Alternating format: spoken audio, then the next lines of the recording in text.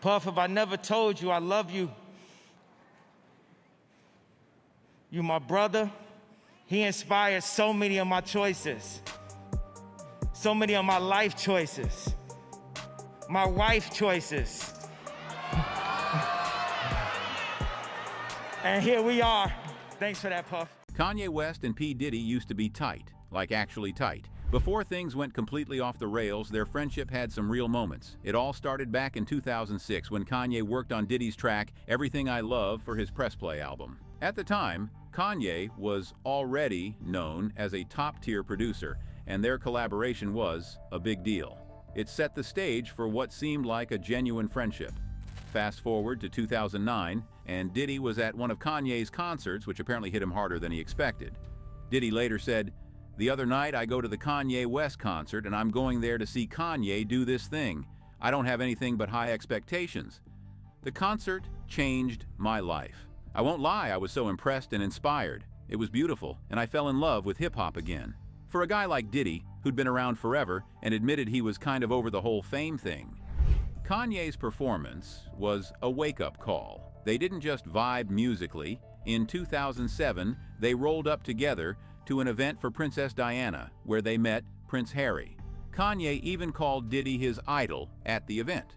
Classic Kanye, always going big with the compliments. Then there was the BET Awards in 2022, which might have been the high point of their relationship. Kanye, with his face hidden behind a mask, gave this over-the-top speech praising Diddy and also crediting him with helping him pick Kim Kardashian as his wife. In hindsight, maybe that was a bad call, but it was far from the worst thing that went down in their relationship, and it was a relationship that went downhill fast. Just a couple months after that BET Awards speech, things went south between the two. Kanye, ever the provocateur, decided to roll out White Lives Matter t-shirts at a Yeezy fashion show in Paris. Naturally, the internet exploded, and so did Diddy. In a since-deleted Instagram post, Diddy addressed the controversy, saying, I've always been there, and I will always support my brother Kanye as a free thinker. But the White Lives Matter t-shirt, I don't rock with it. You know what I'm saying? I'm not with it. If you don't wear the shirt, don't buy the shirt, don't play with the shirt. It's not a joke. Kanye wasn't about to take the criticism sitting down. What followed was a series of heated text exchanges between the two that Kanye, being Kanye, decided to post online.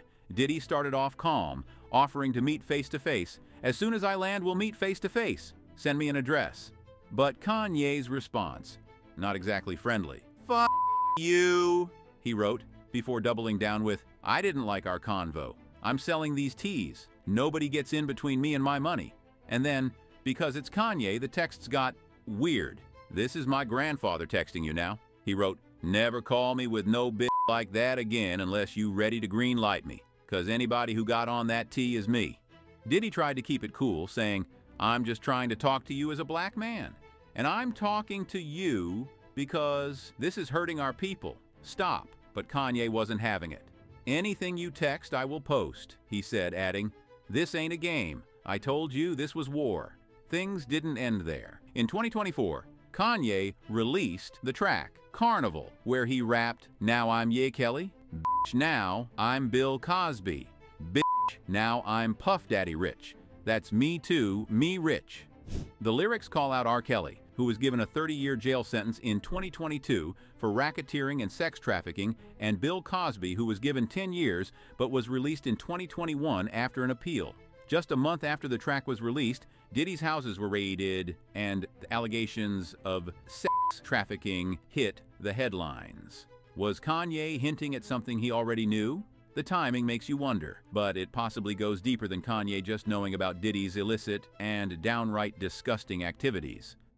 Things started spiraling for Diddy in late 2023, and by 2024, his legal troubles became the talk of the industry. Here are the allegations against Diddy explained in a nutshell.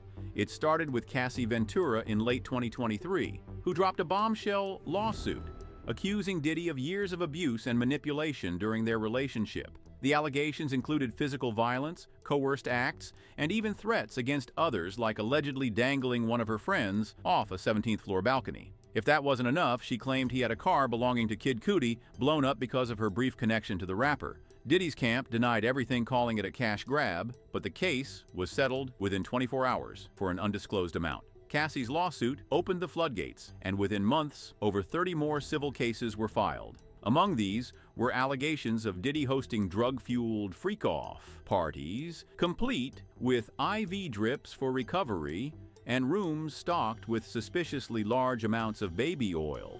The lawsuits also claimed Diddy used his network of employees to recruit and control victims, allegedly threatening careers. The feds stepped in, slapping him with charges of racketeering and trafficking, painting a picture of a long-running, calculated operation.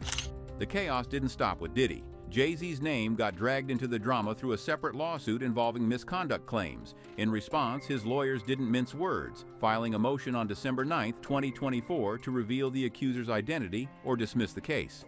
Mr. Carter should not have to defend himself in the brightest of spotlights against an accuser who hides in complete darkness, they argued. Jay-Z's team clearly wasn't here to play. And just when you thought things couldn't get worse, 3 more lawsuits landed in late 2024. Filed by anonymous men, the accusations ranged from being drugged at Diddy's parties to waking up disoriented during disturbing encounters. One man alleged that after blacking out at a marquee nightclub afterparty in 2019, he briefly regained consciousness to see people recording him. Another described a similar incident at Diddy's East Hampton home in 2020, claiming multiple individuals took part while he faded in and out of awareness. Diddy's lawyers called the claims full of lies, but the cases keep stacking up. More new allegations have popped up against Diddy, but this time Kanye is being dragged into the picture as well. Just recently, singer Nikki Heaton took to Instagram Live and told a horror story about meeting both Diddy and Ye back in 2014. Heaton detailed an alleged encounter from when she was just 19 and new to the music industry. After her hit song Bad Intentions gained traction, she says she was invited to a recording studio by Kanye where Diddy was also present. According to Heaton, both men appeared completely fucked up, and the situation quickly took a dark turn. 100%, I just knew that the drinks were all laced with something. Heaton claimed that after offering her a drink, which she suspected was laced, they began pressuring her to take off her clothes, seeing it was so hot in the room. When she refused, they allegedly tried to forcefully remove her clothing, leaving her back literally against the wall. The most haunting part for Heaton wasn't just the physical intimidation, but the bystanders who did nothing. "I mouth the word help and we lock eyes," she said of one onlooker, "and he looks away." She managed to escape by lunging forward and running out of the studio, hiding in another room before fleeing the scene.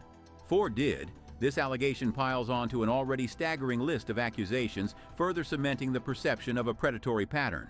For Kanye, it's another major blow in a career already spiraling out of control. The connection between these two men in such a horrifying context highlights a troubling dynamic: power unchecked and bystanders complicit. While Diddy is currently behind bars facing numerous charges, Kanye has largely evaded legal consequences. But Heaton's story places him squarely in the spotlight. This alleged incident also ties back to the broader accusations against Diddy. It aligns with claims of coercive and abusive behavior at private events, further solidifies the idea of a toxic culture surrounding him, and by extension, implicating Kanye. Whether this will lead to further fallout remains to be seen, but it's a damaging chapter for both. Kanye West's life has been a chaotic roller coaster for years, but post-2022, it feels like the wheels completely came off. The public meltdown started with his White Lives Matter stunt and spiraled into something darker when he made repeated anti-Semitic comments. It got so bad that Adidas, Balenciaga, and basically every business partner he had cut ties. Then came the infamous tweet of a Nazi swastika fused with the Star of David, which got him suspended from Twitter. Even Elon Musk, the supposed free speech champion, couldn't let that one slide. And let's not forget the mess with Kim Kardashian. Their split wasn't just messy, it was scorched earth warfare. Kanye made bizarre claims, including accusing Kim of kidnapping their kids and saying she was being controlled by outside forces. He even bought a house directly across the street from her, making headlines for what many called stalking behavior. All this while juggling a whirlwind of controversies that made people wonder if Kanye was okay mentally or at all. So how does Diddy fit into all this? It's hard to say how much influence he had, but their relationship couldn't have helped. Ye's nod to Diddy's role in his relationship with Kim Kardashian, which he made in that BET Awards speech, is a weird one. The fallout from their beef and Kanye's inclusion in allegations like Nikki Heaton's couldn't have done him any favors, especially while the public was already losing patience with him.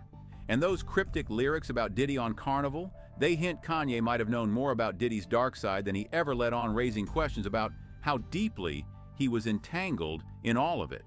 The big question is, what's next? Kanye's career and reputation have taken repeated hits, and Diddy's legal battles keep dredging up connections that don't paint Kanye in the best light. Are there more skeletons in the closet? We'll have to wait and see. So what do you think? Did Diddy ruin Kanye's life, or did he do it to himself? Let us know in the comments, and thanks for watching Weirdly Interesting.